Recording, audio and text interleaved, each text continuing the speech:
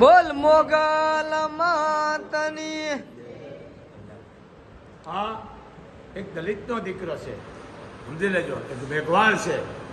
એ ભાવથી, જેને કહેવાય સોમનાથથી ને બેટા, સોમનાથથી હાલીને આવ્યો છો. ખાલી ભાવથી કે બાપુ હું આવ્યો છું વડવાળીને, જેને કહેવાય પગેલો. કારણ કે એ સોરઠ અમારો ઇલાકો છે.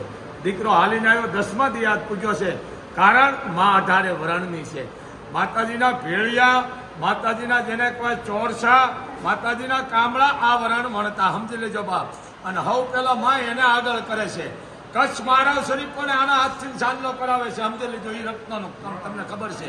સિંહાસન એમ આ મહાન વ્યક્તિ છે, આ કોઈ જેમ તેમ વ્યક્તિ નથી. એક જેને કહેવાય મેઘવાળનો દીકરો. હું એને દલિત નથી કહેતો, મેઘવાળ કહું છું.